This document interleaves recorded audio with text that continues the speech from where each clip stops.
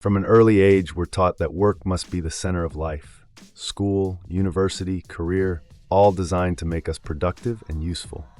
Anyone who steps out of line is labeled lazy or unambitious. But what if the real problem isn't work itself, but a monetary system that constantly erodes the value of our time? What if we were born to choose freely, whether we want to celebrate, create, or do both? People are different.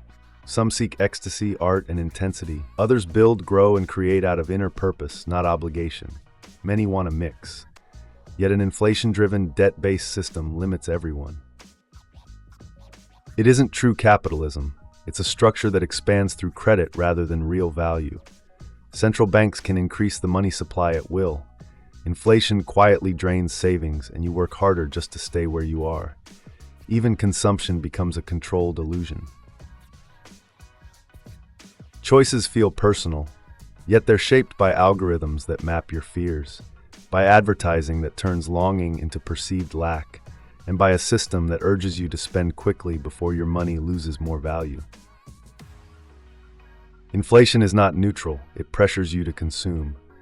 Those who resist this pressure are treated as outliers. Financial markets reward speculation more than genuine productivity. A system that favors volatility over stability pushes ordinary people into a constant struggle. Still, the desire for freedom persists. As long as people search for its meaning, it won't disappear. Many thinkers reminded us that life is more than work or consumption. They warned that an economy fueled by cheap, expanding money encourages short-term decisions and undermines sustainable living. True economics should serve people and reward long-term thinking. Freedom, they argued, flourishes when no authority dictates how you must live. Some withdrew from society to rediscover what was essential. Others studied spontaneous order and voluntary cooperation. Their views converge. Freedom means the ability to choose how you spend your time and energy. Today's system restricts that choice. It pushes individuals toward monetizing every hour, turning creative effort into debt and consuming out of necessity rather than desire. For most of human history, communities survived with limited hours of essential work.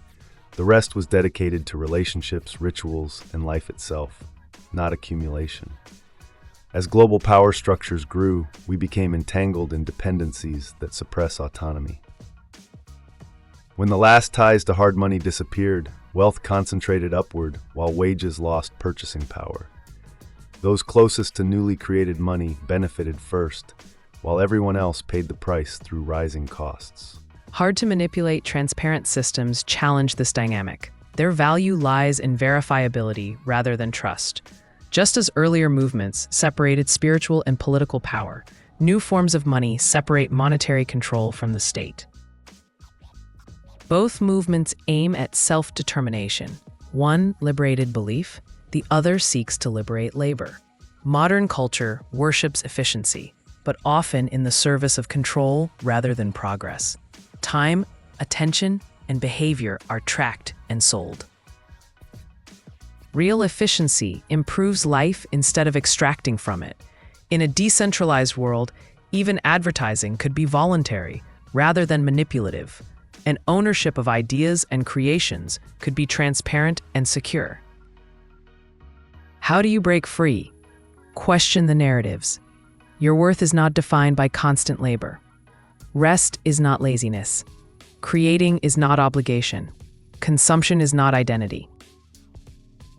Aim for financial independence not by hoarding wealth, but by choosing forms of money and systems that preserve value rather than destroy it. Free yourself mentally. Don't feel guilty for refusing the 40-hour grind. Meaningful contribution can be presence, art, conversation, or work you choose intentionally. Freedom begins with recognizing that the monetary system shapes your choices.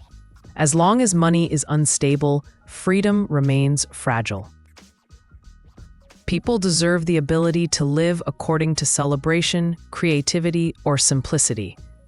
Reality is shaped by what we accept, and it can change. The first step is questioning what you've been told. Each question opens a door to a different future.